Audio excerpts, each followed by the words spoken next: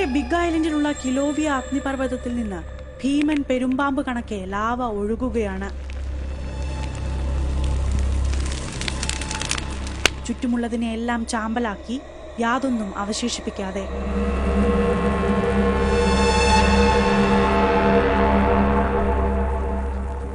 Lava ഒഴുകിയെടുക്കുന്നത് നിസ്സഹായതയോടെ കണ്ടു നിൽക്കുകയാണ് ഹവായിലെ ജനങ്ങൾ. ലാവ കടന്നു വരുമ്പോൾ കുളത്തിലെ വെള്ളം തിളച്ചുമറിഞ്ഞു. മലമുകളിൽ നിന്ന് റോഡിലേക്ക് കത്തുന്ന ദ്രാവകം ഒഴുകിയിറങ്ങി. ഹവായിൽ നിന്നുള്ള ദൃശ്യങ്ങൾ അമ്പരപ്പെടുത്തുന്നതായിരുന്നു.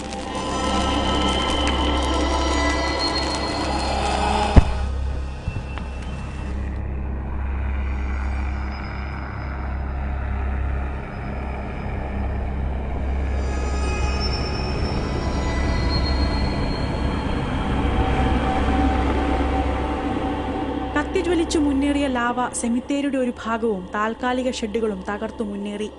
പുൽത്തകിടിയും വഴിയിൽ കണ്ട ടയറുകളും മറ്റെന്തും ലാവയിൽ അലിഞ്ഞു തീർന്നു.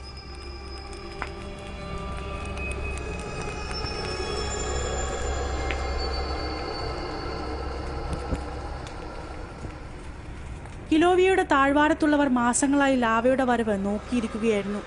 ഒടുവിൽ വാടകയ്ക്ക് താമസിച്ചിരുന്ന ഈ വീട് കത്തിയമരുന്നത് ഒരു കുടുംബം നിസ്സഹായരായി കണ്ടുനിന്നു.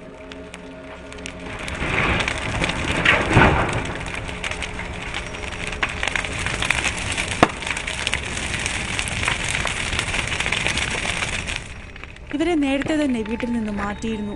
മറ്റു വീടുകൾ നിരവധി കിലോമീറ്ററുകൾ അപ്പുറത്തായതിനാൽ അപകട ഭീഷണിയില്ലെന്ന് അധികൃതർ അറിയിച്ചിട്ടുണ്ട്. ഒറ്റപ്പെട്ട കെട്ടിടത്തിന് തീപിടിച്ചാൽ അത് അണയ്ക്കാൻ അഗ്നിശമന സേന ശ്രമിക്കാറില്ല. കാരണം വീണ്ടും ലാവയിൽ നിന്ന് തീ കത്തിപ്പടരാം. കാട്ടുതീയായി ആളിപ്പടരാതെ നോക്കുക മാത്രമാണ് പോംവഴി. തീ അനിയന്ത്രിതമായി തൊട്ടടുത്തുള്ള നിരവധി കെട്ടിടങ്ങൾക്ക് ഭീഷണിയാകാതെ നോക്കുകയും ചെയ്യും. പൂന ജില്ലയിലേക്കുള്ള പ്രധാന ദേശീയപാതയിലേക്ക് ലാവ ഇറങ്ങുന്നതോടെ സാധാരണ ജീവിതം സാരമായി ബാധിക്കപ്പെടും. പൂനെയിലേക്കുള്ള മറ്റു വഴികൾ സജ്ജമാക്കുന്ന ജോലിയിലാണ് ഇപ്പോൾ അധികൃതർ.